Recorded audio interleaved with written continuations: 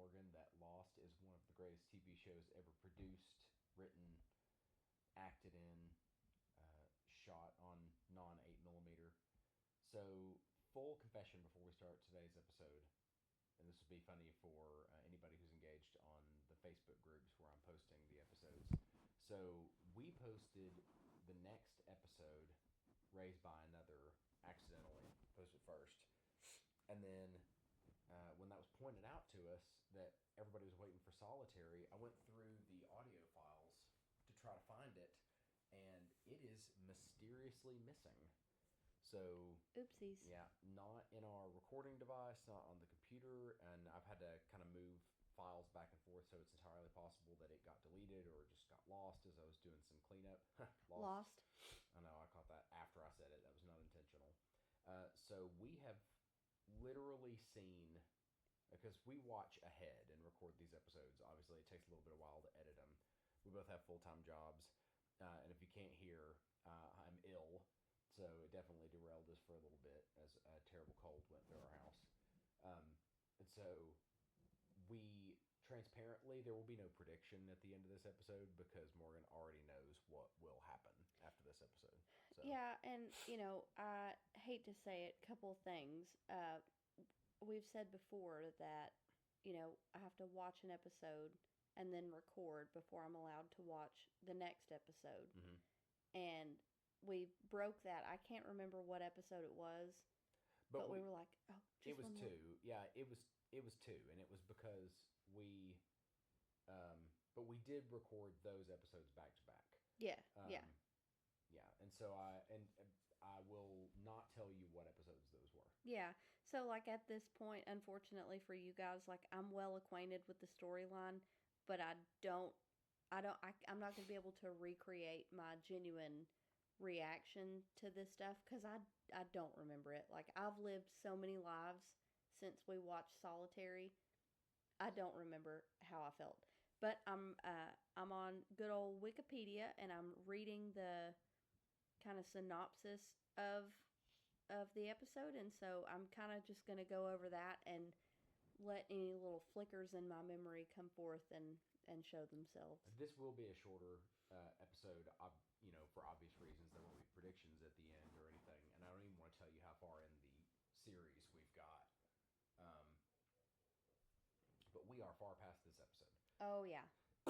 So, this episode originally aired on November 17th, 2004, and it is the first episode where Saeed... Yeah, we get some backstory on him. The feature, absolutely. Yeah, some context on good old Saeed. The great Naveen Andrews. And also when we're introduced to I think it's the first time we're introduced to... It is, yep, first time we meet Rousseau. Well, another character that's on the island that was not on the plane. No. Yes? Hold on. I'm out of sorts here. Yes, this is the first one. So, yeah, absolutely. This is the first one that we meet that was not on the plane, that is on the island. Rousseau. And, oh, yeah. Yes. Okay, I'm with you. I'm with you. Okay. And then this is an episode with a fun little side plot. So we're going to have Morgan go through a brief recap here. We'll do a little bit of discussion and then talk about our plans for the back half of our podcast for Series 1. But we'll throw it over to Morgan. Yeah. So basically, Saeed, we learn in this episode that he was in the military in Iraq, his country, and we learn that he did not do communications. He was, in fact, a torturer, and he's torturing some Shiite prisoner who is suspected of doing a bombing, and then he steps outside after the torturing, and we see him. I mean, he's being like totally brutal and stuff, and just cold. And then he steps outside the room that he was torturing the dude in, and we see this beautiful, beautiful lady being walked in by these other dudes, and she's got her hand behind her back. She's obviously another prisoner, and there's like a quick moment of recognition, and then I was like, oh, there's the love interest right there. That is sweet, sweet Nadia. And then he gets told, all right, well, you need to torture her because she is like with the rebellion, and you need to torture her and get some answers. And Saeed reluctantly says yes, but ultimately says yes. So he gets her in the room, he walks in, and she's like, dude, you can do whatever you want, but I'm not talking. Like, and then she kind of is like, Saeed, is this really you? And he's like, I do what I must for my country or whatever. But then eventually he comes out and he tells his officer, after not torturing Nadia, he tells his officer, like, man, this is a hard nut to crack. She's not talking at all. So then his officer is like, well, you got to kill her. And Saeed's like, what? And then he goes like he's going to kill her. But then he helps her plan an escape, basically. And she thinks they're both escaping. And he's like, nah, it's just you. And then right before she's about to go out the door, one of his dudes comes around the corner and he's like, Saeed, what are you doing? So Saeed kills that guy. And then Nadia's like, well, now you have to come with me. And he's like, no, I don't. Shoots himself in the leg. And he's like, well, before he does that, he's like, I'm going to make it look like you did it. Run. He shoots himself in the leg. She gets out. That's the last we see of her. So that's where we leave with Saeed's story. And she's the beautiful lady from the picture that he got from the plane that he was petting and so lovingly looking at. Yeah, so that's the Saeed context. And then on the island, this is after Saeed has tortured Sawyer, and then he exiles himself because he's like, I swore I would never do this again, and I did it, and it was so easy, and like, I don't need to be around you guys, so I'm going to leave. So this is after he's left. He's walking down the beach, doing his own deal, and then he finds this cable running from the ocean up into the jungle. So he follows it, and he's, saying prayers and stuff, and then he gets caught in a booby trap, I think. And then this dirty looking lady comes and helps him out, or knocks him out. Yeah. She knocks him out, gets him out of the trap, obviously. He wakes back up. And when I first saw it, I was like, this looks like it's from the movie Saw. He wakes up tied to a metal bed frame with metal bed springs. No mattress, nothing, just a metal frame. And he looks and he sees that there's like jumper cables from the bed frame to a like car battery. And he's like, oh shit, I'm about to get like tortured. I'm about to get electrocuted and tortured. This lady comes around and she has got a French accent. Oh snap, it's the French lady from the I've Been Here 16 Years radio transmission. And he's like, I've heard your voice. And she's like, my whole team is dead and I killed them to try to stop the disease from spreading. And he's like, what disease? What are you talking about?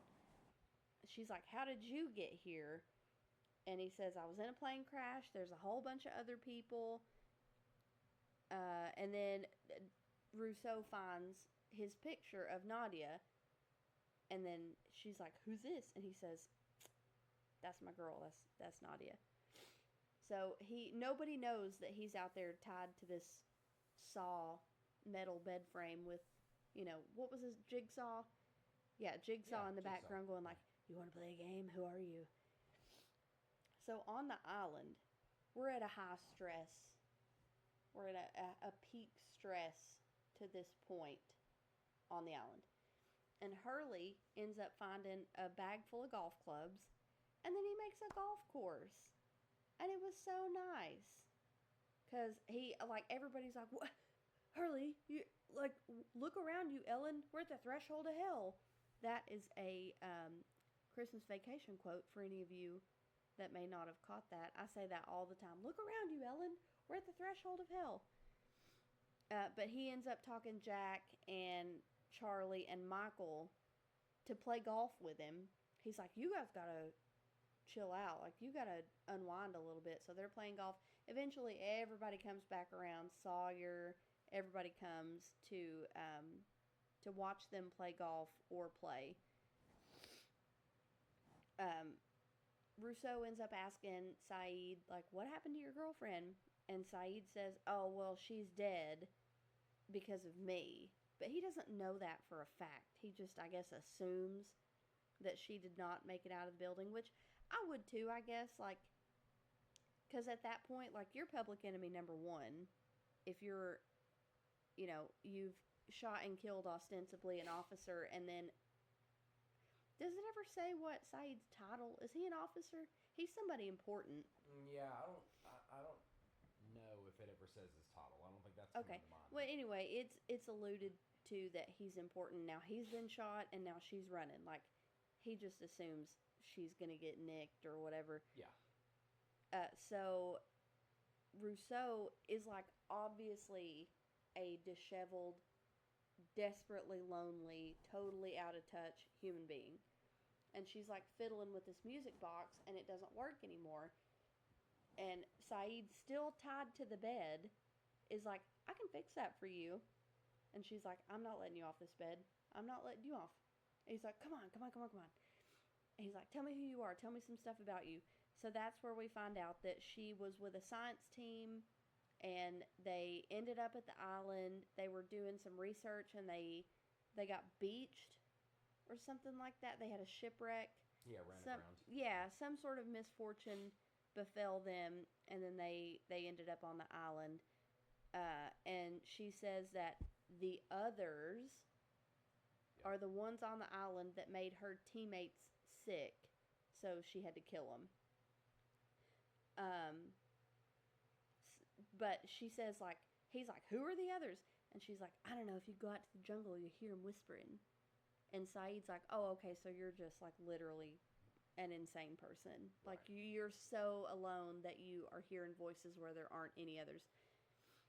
But he still is, I think she does untie him a little bit, but he's still tied to the bed somewhat for him to work on the music box, and he fixes it, so he gains a little trust. She lets him out, and then there's a big growl. Rousseau leaves. Saeed's still tied to the bed. He's like, oh, shit. He ends up breaking himself out, and he steals one of her rifles and a bunch of papers, and, I mean, he's just grabbing as he can go, just grabbing everything he can. And then they end up having some Mexican standoff. He tries to shoot, and there's no bullet. I don't know if she took all the bullets. Was she that smart that she kept all the bullets with her? She removed the firing pin. Oh, yeah, but why would she have a gun that doesn't work? Because Robert, her former lover, made the same mistake before she tried to kill him. Okay, so the sickness makes people, like, homicidal. Yeah, in some way. If you believe that they got sick, yeah. Yeah, that's true. But Saeed's able to talk her in to letting him go. And before he leaves, he asks about Alex, because she had talked about Alex while he was tied to the bed, and she says that Alex was her baby. And then on his way back to, because I guess at this point he's like, you know what, maybe I'm not cut out to be out here by myself, so I'm going to go back to the caves and tell Jack everything that just happened to me. And then on his way there, he hears the whispers. Not even gone a whole day. Yeah. And then also we meet Ethan, who was not on the manifest with all the other... Well, yeah, and that's not revealed in this episode. Yeah, but he's like a total freakazoid. Like, you can tell... He reminds me of that guy that I can't ever remember his name. He was in that movie about the bunker, where it's the end of the world, or John whatever. Goodman? No, not John Goodman. It's the end of the world, and there's a terrible storm coming, and nobody believes him, so he, like, digs out a bunker. Are you talking about... I can never remember his name. He reminds me of the guys from Goodfellas, but it's not him. It's the guy that looks like him. Yeah, he played General Zod in Superman. Every time I talk about him, we have to go through this same verbal exchange. Or it was in Man of Steel. And yeah, where you're kind of doubting whether or not... What is this guy's name? I don't know. Michael Shannon. Michael Shannon. He gave me mad Michael Shannon vibes. He's just He's just a person that looks Take like a... Shelter. That's what that... Take Shelter. Shelter. Great movie. For any of you that haven't seen it, you should see it. Great movie. Hope we didn't spoil anything. Well, I mean, it's terrible storm coming and nobody believes him. Yeah, Like, that's... okay. You can read that on the back of the DVD box. But, we buy DVD boxes still. well, yeah, we're cool. It's vintage. We like vintage things. Mm. But yeah, I got the vibe from Ethan that even before I knew he wasn't on the manifest, I was like, something's up with this dude because he just doesn't look right. And then when the episode was over, you were like, how do you spell Ethan? And I spelled it, and then you were like, it's an anagram for others. No. Or what was it? No, it's not others. There's no O in Ethan. First of all, that didn't happen in this episode. So this well, is another... like I said, I've lived a million lives. Yeah, Ethan Rom is an anagram for other man. Other man. Yeah, okay. Anyway. Yeah. So, yeah, great. I mean, good episode. Obviously, like, I thought the Saeed context was unnecessary because, like, we already know that he is some big badass military dude from you didn't Iraq. know about his love interest. Every man has a love interest. Yeah, but you didn't know about Saeed's love interest. Yeah, I mean, but I could peg Saeed as a man who would, do something as extreme as shooting himself in the leg to save his love interest. He just seems like that kind of dude. Is that the end of the recap? Yeah, that's it. So, well, don't forget, there's a side plot of everybody on the island being super stressed out. Yeah, but the golf course, I said that. Yeah, but there's a guy who pops up and thinks he's got a rash or whatever. The guy with the hives? Yeah, well, the interesting thing about that to me is when you're watching that episode the first time, and then Saeed's talking to Rousseau, and she's like, everybody got sick or whatever, and everybody just happens to be getting sick or whatever back at camp in the same episode. With hives? Hives is due to, you can get hives from stress, from heat. But the point is, you don't know that at the beginning of the episode. I literally, the first time I watched this episode, I did not connect those two things at all. I thought the first time I watched through the series that it was like a subtle foreshadowing. Are people getting sick? Yeah, and, no. People are not getting sick. No, he was just a ninny that had hives. Yeah, so they make Hurley makes a golf course. Yeah, and it, like, how fun. Because, yeah, it does seem insane to be, like, a golf course. Well, the most pretentious sport of all time. In the least pretentious situation you could be in. Well, but golf would be, in a situation where you're mega stressed, golf would be great. I mean, in this situation, I don't even care if you don't like golf. You play golf. Like, you just hit the shit out of a ball. Because it's not like they had holes and stuff, but they were forever away. Like, well, that's how it is in golf. Yeah, so, I mean, that's good to just smack the shit out of a ball every now and then. It's just some fun. Like, they're playing a game, and that's Hurley's point. Is they're like... Yeah, he's like, dudes, you gotta unwind. Well, you gotta give people something to do. Yeah. To look forward to. Mm-hmm. And to play a game, which I thought was interesting. And Hurley is that through the series, essentially. He's comic relief and stuff. He's a sweet boy. Usually comic relief. Yeah, I love him. Side story that's insane. I don't know why people do this, but in the age of AI, and there's no greater point to make here, I just thought this was unhinged. So I was trying to look up stuff about this episode, and you know how if you go like on Facebook or Twitter, especially X, I'm not going to ever call it that. It's Twitter, right? No. Just because some unhinged maniac owns it now and changed the title of it, I'm still going to call it Twitter.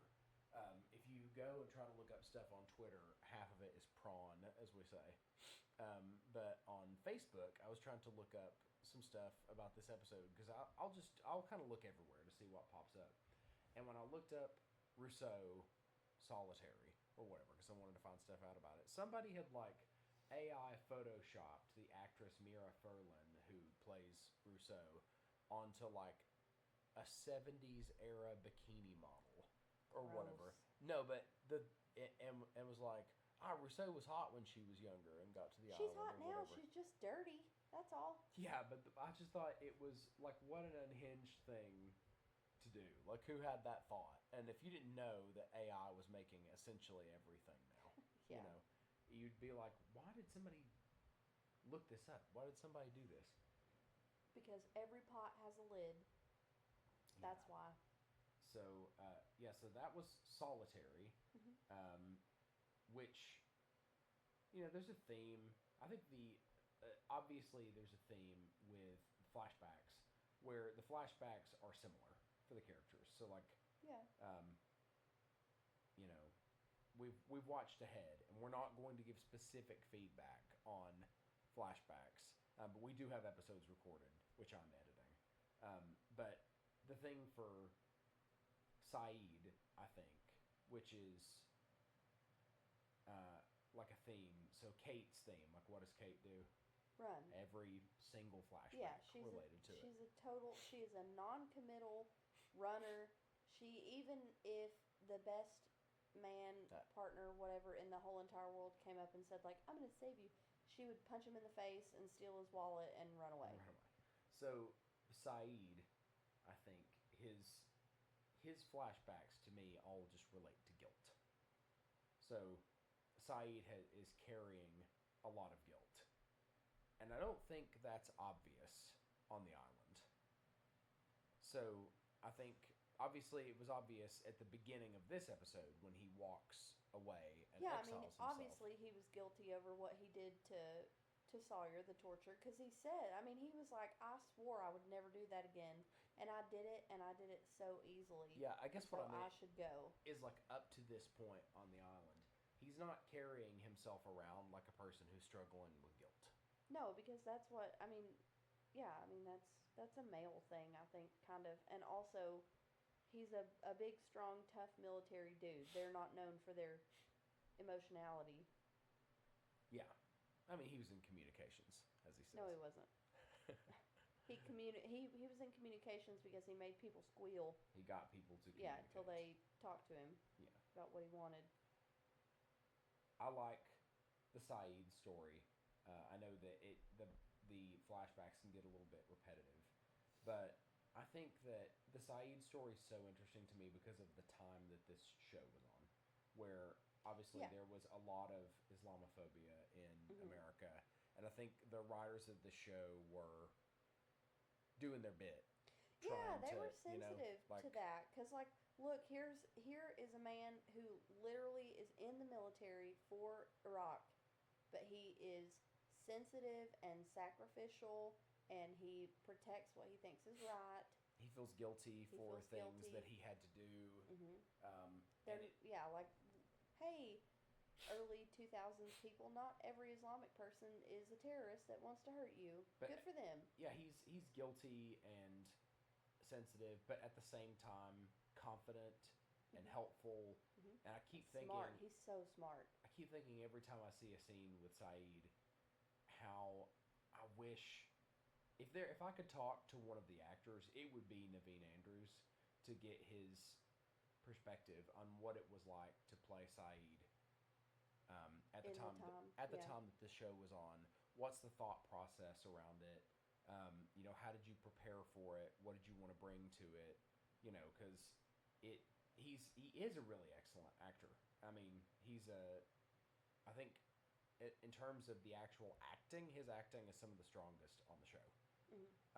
And if I could talk to one of them, just for one of our episodes, I think we're upwards of 30 views at this point on YouTube. Oh, so we'll, buddy. But if we ever got big enough and I could talk to one, he would be who I would choose, because this show came out, shortly after it was in my senior year when this would have been airing. Of high school. Yeah. And so, really formative time. And this particular episode is pertinent because this aired on November 17th, 2004.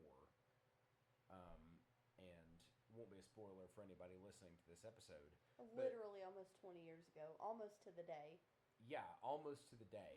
20 years ago. The day that we're recording this. But that's the crazy. more interesting thing to me is that this episode would have aired about 2 weeks after the last time a Republican won the popular vote in an American election, and it was W. He won the popular vote on the back of his Iraq War. Yeah, we hear you and we're coming. Yeah, and so we're coming to a place that didn't do anything. Hot take. But, yeah, not a hot take. In retrospect, it's 20 years down the line. They didn't find the weapons, so, yeah, almost like they weren't there to begin with. But it just, I can't imagine what it would have been like at that time to be an actor who is tasked with playing this kind of character and, how you prepare for that. Because this would have, what would be the equivalent now if there was a TV show? Well, I think Brendan Fraser's performance in The Whale, he was gone from Hollywood for a bazillion years, and then he came back, and his debut was The Whale. Yeah, but he's not playing a type of character that is universally vilified and trying to... I disagree. You think the morbidly obese are universally vilified in the same way that Iraqis would have been in 2004? No. Right. No, I don't think that. But I think that the kind of character that he played is often vilified by any person who knows a person like that. Although he did work, he had a job. Like, he wasn't just sucking off the government and, doing all that kind of stuff. Yeah, he's an English teacher. Yeah, he did his online teaching and stuff. But, I don't know, so you're talking about just a universally hated character. Fine. The guy from The Green Mile that I hate so much, Percy Wetmore. That guy. Yeah, but I guess what I'm trying to say is, at the time, there was a cultural issue. Yeah. There was Islamophobia happening. Yeah. Do we have something similar now? No. Not now. Not that I can think of, no. It would depend on what circles you run in, I think. Well, yeah. It's so divided now. Yeah, right, exactly. That was, back then, was the most unified I have literally ever seen. In my 31 years of life, the most unified I've ever seen our country was right after 9/11. And, we all had a common goal at that point, and it was, to stomp them out or whatever. Well, it's funny because now, within the last year, American Crime Story did the Monica Lewinsky scandal. Yeah. And they had Clive Owen play Bill Clinton. First of all, did a fantastic job and really just played him as the absolute piece of shit that he is. And he is. God, you're going to get us murdered. All right. Bill and Hillary, if you're listening to this, we're so sorry. We'll donate to the foundation, please. I didn't say anything about Beyonce. Beyonce at a dance party with Beyonce. Yeah, I didn't say anything about Queen Bee. You're going to get us murdered. But, so I watched that, and then obviously that movie, The Apprentice, is coming out, where Sebastian Stan is playing Trump. Yeah. So, you can turn on a specific station just to, who do I hate, right? There's TV shows about literal murderers telling the story about how they murdered completely innocent people. Well, and dramatizations is more what I'm going for. So, they did the Aaron Hernandez thing, where it's like American sports story, and Aaron Hernandez, who played for University of Florida, so obviously he went on to murder a bunch of people. Joe hates Florida. Passionately hate the University of Florida. If you're a Gators fan, don't listen to my podcast. He doesn't love the state either, just as a whole. But the beach. He that's the not beach. True. I love the state of Florida. I would live there, but in certain parts. I would live in the Panhandle. I would live anywhere on the Gulf Coast. I would live anywhere. Yeah. Yeah, on the Gulf Coast. So that's where Pensacola and all that. Yeah, the Panhandle. Like Pensacola, Tampa, live there, Venice. Sure. Not Italy. No.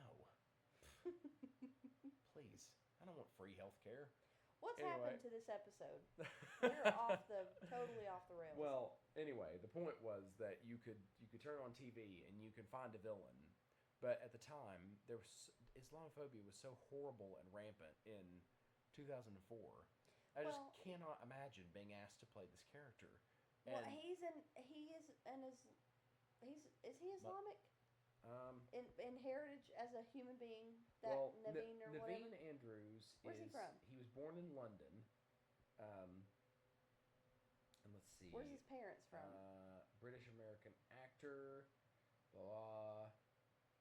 I gotta go to the early life section. Was born. You know, he was brought up as a Methodist. Really? No, and actually his parents, born to Nirmala, a psychologist, and Stanley Andrews, a businessman, both immigrants from Kerala, India. He's Indian. Yeah, and brought up as a Methodist. Maybe kind of racist a little bit. Are we being racist a little bit? No. Okay. Because, you know, we talk about the lady that played Kate. You in your brain, you talk about them in their, like, Christian names. I know them as their character names. Kate gets called Freckles, like, even to this day. Yeah. I wonder if Saeed had issues just walking the streets while Lost was coming out. Like, were people shitting on him for playing an Islamic character? Well, that's what I want to know. That's what I want to know. I want to, like... I thought you were asking, like, how did he personally feel about... Well, I would want to know, if I could interview him, I would say, you know, how did you feel playing this role? Like, how did you prepare for it? Mm-hmm. And then also, did you face backlash? Like, did you... Okay, I'm with you. Did you face backlash from the public just walking around? Has nobody ever asked him that? Are there not interviews that exist currently of him answering that question? I don't care if interviews exist. I want to do it myself. That's the point. I want to. We have microphones. We're podcasters. Answer our questions. And then I want to say, Mr. Andrews, as a bald man myself, I have to tell you, he's bald? No. Oh. I would say it's disgusting how ridiculously good your hair is in every single shot. He does have good hair. And you know what? These people, all of them, for being stranded on an island, are beautiful, and they have got damn good hair. Oh, yeah, and Saeed's hair is majestic. Oh, it's always, like, slightly wet. It's good-looking hair. Yeah, absolutely. Hair. And he's in really good shape. Yes, he is. Like... Yep, he's got it going on. Yeah. Good for you. I don't have a crush on Naveen Andrews, but... Are you sure? I do have a crush on Naveen Andrews. So, I love the accent in the show, love the hair... Wish I was in the kind of shape that he's in. I'm in decent shape myself. You're in very good shape. I'm reasonable, but I'm not in Saeed shape. Well, you're not stranded on an island either, and you aren't in the military, so... yeah, fair enough. I'm not a communications officer. So, this episode was longer than I thought it was going to be. Yep, and it got absolutely wild, so sorry. I wonder how many, because I don't want to guess about Greg. Maybe I shouldn't guess about Greg, but I think Greg might be Australian. Our main listener, the guy who runs Lost. Yeah, Lostopedia, which is a great website and not a stupid name at all, and I'm sorry I ever said that. Lost, disproving the... I don't know if you called it stupid. Yes, I did. Actually. In, like, episode 1, you talked about it, and that's when I was a Lost hater. So, I was drinking the Haterade. Yeah, Greg Dusty. Yeah, so he I think he might be Australian. From down under. Oh God, I wonder what he thinks about my impressions of Claire. Don't take my baby. Don't take my baby. I have to raise him. Like, I mean, look, there's no way that people from other countries don't do American impressions. And we are the impressions that they do. Nobody does freaking... Oh, no, disagree. The main American impression that I hear is like a flat American accent, so it's like a non-regional one. So the main one I hear is they go, like, hey, man, I want to go drink some Coke and stuff or whatever. I always think it's funny the words that people choose to say in American accents. Hey, brother, you want to go get a cheeseburger down at the joint? Yeah. I'm looking for what those guys on Family Guy who are they pop up in the flashbacks all the time. Brothers? Yeah, but the gist is that they've been in America just not quite long enough to totally get the accent. I can't think of a single thing they say, but I know. Hey, friend. Yeah. Like, hey, friend, we're gonna go hang. Hey, friend, we'll drink Coke in park. Right? Yes. Like those guys. That's what. Hey, friend, give high five. Hey, friend, high five. So those guys. This episode is absolutely unhinged. I'm sorry. This is what happens when we go that long. I I genuinely wonder if people will like this episode. Like, Maybe. because I'm having quite a bit of fun. It is so much more unhinged than other episodes we've done. So I'm having a lot of fun. Yeah. We'll have to maybe try to replicate this. This is a process. It really is. Oh my God. Yeah, we've changed the format multiple times throughout the iterations of. Just a quick shout out to like anybody who listens to this. Literally, thank you so much. You are feeding our egos in a major way. I mean, spoon feeding us some protein rice. I'm not gonna do messages in a bottle this week. Literally, so Daniel Shepard in the comment section underneath where I posted the video and lost disproving the unanswered questions. So Daniel Shepard, hi Joe, episode 9 solitary, not raised by another. I said, major editing error. We will have our solitary episode posted as soon as possible and the titles edited. Our apologies. We are so sorry. And he says, well, you're only human with a smiley. So thank you for your grace, wow, Daniel. Can I give you a hug? What a nice person. Digital you could hug. You know what? People act like such dillweeds online just because there's some anonymity. Good for you, brother. Thank you for that. How nice. These guys are losties, man. Like, losties are great. You know what? I am so glad. I think that I can say it now. I think I belong to the community, and I'm so glad to be here. What a fun. I'm so glad we're on the island together, y'all. Yeah, and Greg, obviously, in his Greg's our being man. Magnanimous. Joe, something to think about. When people come to your channel and play your videos, at the end of each one, YouTube displays your next uploaded video as a suggestion to play next. So he's literally helping me out. I'm gonna have to go take down episode 10, load episode 9, and then just bringing you guys in on the production meetings because you've been so cool about everything else. like I'm gonna have to take down episode 10, put up episode 9, and then put up episode 10 again. So I'm gonna lose all the views from episode 10 as if it. Whatever. Our loyalists will come back and rewatch it just to give us the views. Wink, wink. You damn right. I'm going to try to load a bunch of them over the next couple of days. Like, don't quote me on that, but I'm gonna do my best. And then again, we have watched pretty far ahead, but we've also recorded episodes far ahead. So this will not happen again. If you liked it, maybe it will happen again. I don't know. Well, we can just be more unhinged and a little less. Tight. Funny enough, and again, just to bring everybody in on it, the next episode that we're actually going to record, because we've recorded so far ahead, is the finale. Yeah, and you slept through the first 2 episodes of the finale. I have seen the finale.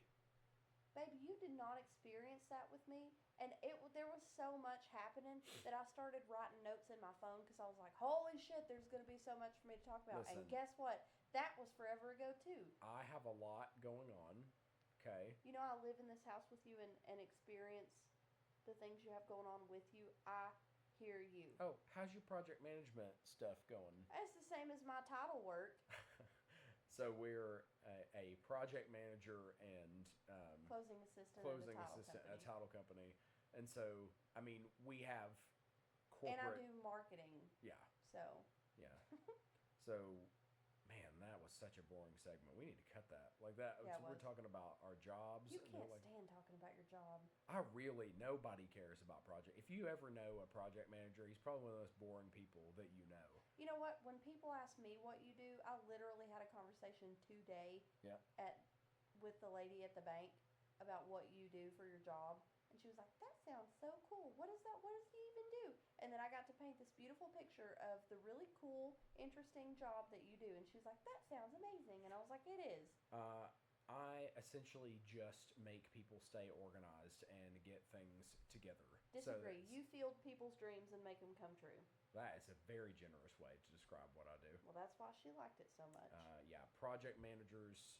I don't know if I've told this story on the podcast before, but this career was recommended to me by my brother, who said, hey, you should get out of retailing and get into project management. And I said, oh, really? Never heard of it. What is it? And he said, I have no idea, but there's a whole bunch of them where I work, and they're all assholes, so you're going to fit right in. Ooh, and that's my little brother, so he can... Anyway. Love you, Patrick. Yeah, love you. He's never going to listen to this. He doesn't watch TV. So thank you all. Going to go ahead and cut it off here since we did a kind of loose messages in a bottle. No predictions. Sorry, guys. We'll get this loaded and then reload episode 10 and hopefully episode 11 and keep this thing rolling. So, in the meantime, we will see you in another life, brother.